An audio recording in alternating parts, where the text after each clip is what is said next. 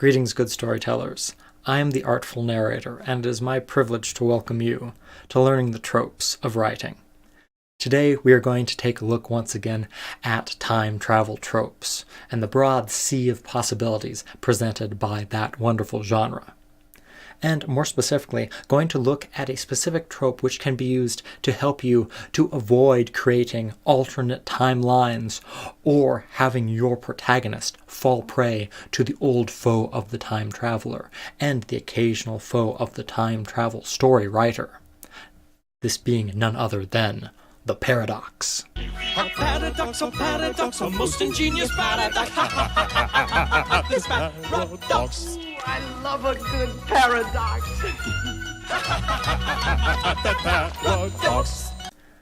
Now, while paradoxes are a wonderful story device and an excellent way to create peril for your protagonist, they can also be an unintentional problem for the writer when they come in the form of questions as to exactly what the broad reaching ramifications of your protagonist's jaunt to the past have been, questioning exactly at what price this hero's happy ending came when it comes to the sanctity of the timeline and the established series of events that fit in to your story's canon. Luckily, there are ways to minimalize these changes and to have a story where your character can successfully alter the past with minimal ramifications to the future.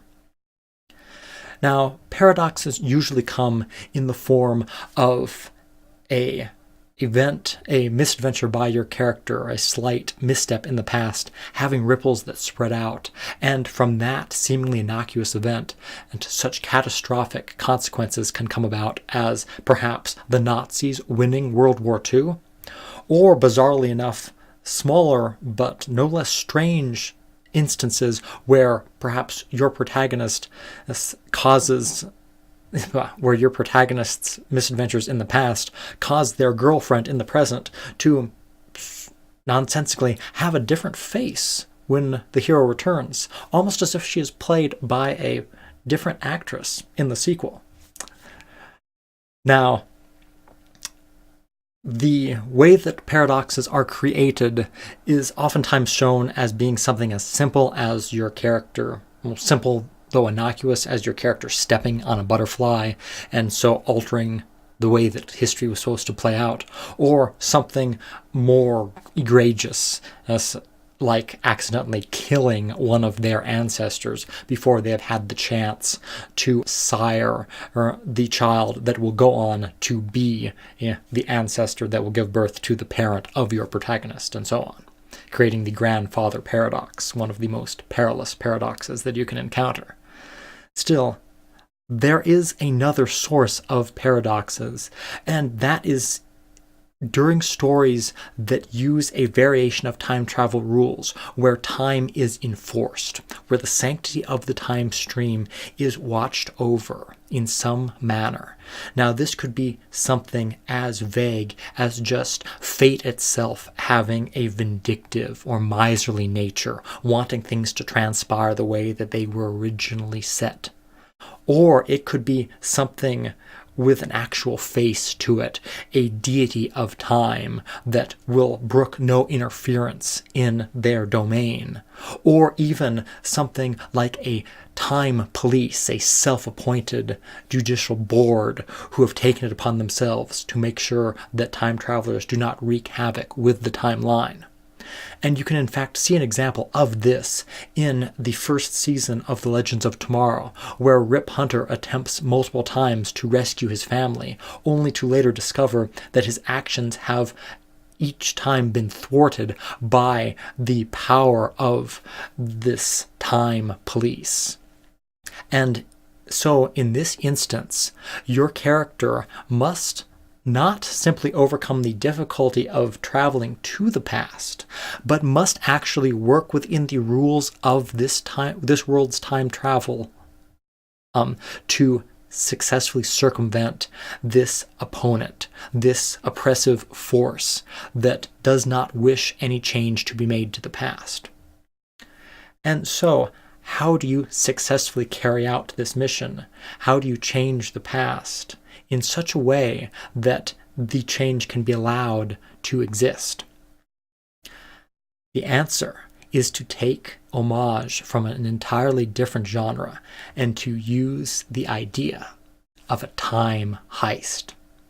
Yes, this is taking tropes and themes from heist stories and blending them with time travel narratives, creating a best of both worlds scenario.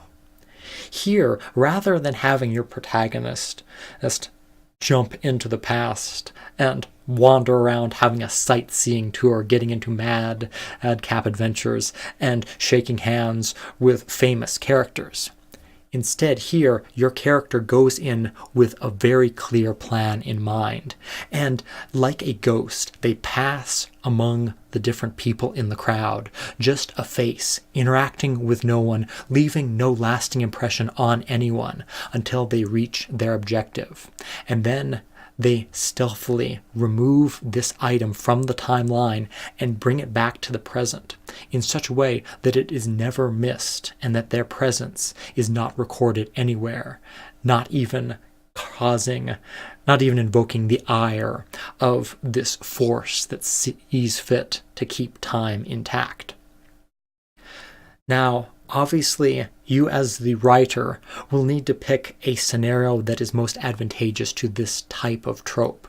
And the area that it excels in is an instance where your character is trying to acquire something from the past that is destroyed or lost in the present. And so it is that your character is looking to go into the past to perhaps the last known location where this item existed, or to moments before it is destroyed. And then by removing it from the timeline and bringing it to the present, as far as the past is concerned, nothing has changed because this item had no other effect on time. It was believed to be destroyed or lost, and the fact that it was taken to the future does not change this flow of history. And we can in fact see an example of this form of time manipulation in Terry Pratchett's book Small Gods. And I have the quote of the section here. In Terry Pratchett's delightful Discworld series, we are told that all libraries and other large accumulations of books are connected through an extra-dimensional plane known as Lspace. And it is through this space that the librarian of the unseen university is known to travel, passing back through time so that he may snatch rare books and volumes from libraries, saving them from destruction and bringing them back to the present to keep them in his library. And the exact instance of this that we are shown is a time when he goes back and rescues several precious scrolls from being destroyed during the burning of the great library of not even going to try to pronounce that. Love the series, can't always pronounce the names. But as I said there, you see, the timeline isn't changed, but now he has this item in the present.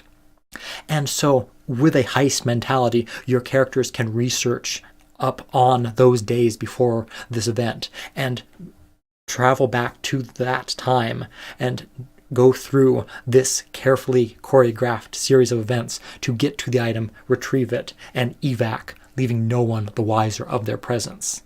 Essentially, not just acquiring an item, but actually cheating fate, which is a truly monumentous achievement for any hero.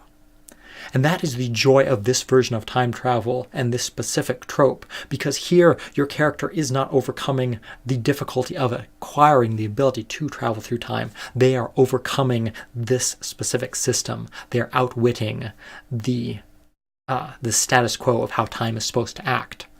But you can make it even more impactful and up the stakes by having your character go into the past, to the recent past especially, to rescue a loved one. And once again, the scenario is most advantageous if it is a case where this loved one was either seemingly utterly destroyed in either an explosion or perhaps a blast of a death ray or something like that, or was lost perhaps in the crash of an airplane at sea. And so in this instance, your character goes back in time and rescues this loved one moments before they are slain, or stops them from boarding that fatal flight, and then brings them back to the present. For if your character were to leave them in that timeline, then that would create those broad sweeping changes to the timeline. Most specifically, it would create the paradox where your character in that timeline now has no reason to seek out a means to create time travel, because the person they love is still alive and with them. But having not gone to the past, they will not, having not created the time machine to go to the past to rescue their loved one, the loved one isn't saved and the paradox is formed. And so in this instance, you safely remove them from the timeline, allow everyone in that time to still believe that they are dead, to still grieve their death, but you bring them to the present, and now you have this loved one here with you.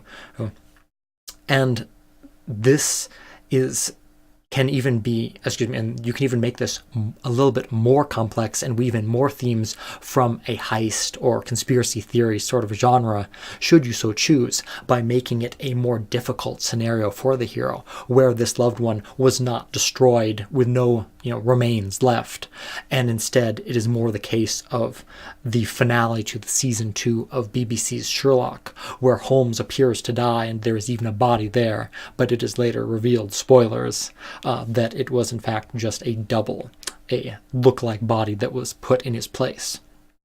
And so, like that, your character could employ some sort of a grand strategy and substitute some sort of a different body in place of that loved one, so that everyone still believes that they are dead, but then there is still perhaps that interesting potential for a what if where your protagonist in that timeline is suspicious and just believes, no, they can't be dead. It's just I refuse to believe it. At either where was the body, or there was something weird about the body.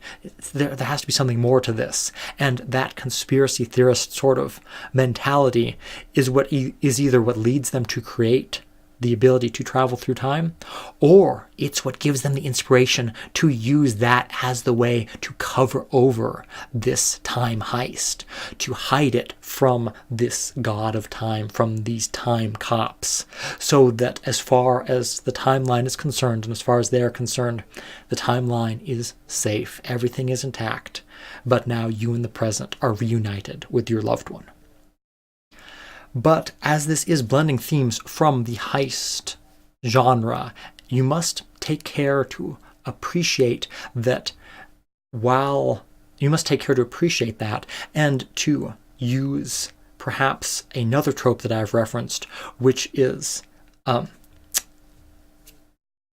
unspoken plan guarantee.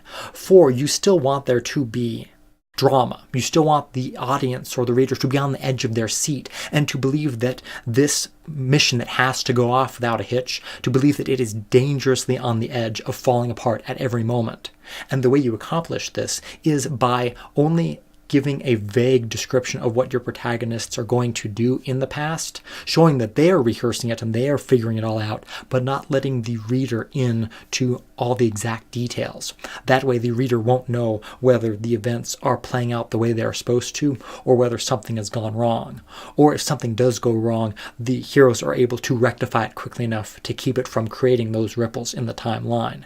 Either way, a very exciting and compelling way to tell a story.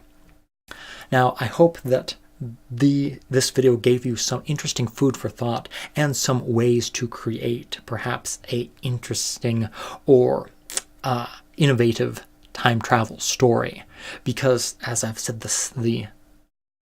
this trope excels in weeding out some of the possibility for confusion and alternate realities and alternate timelines and paradoxes. And while it doesn't completely negate these, it cuts it down significantly so that you can just focus on the spectacle and the meticulous skill of this time travel operation, rather than worrying about the larger ramifications to history after these heroes have executed their plan. But either way, thank you very much for watching, and I hope that this video was informative, or at the very least, a pleasant diversion. Until next time.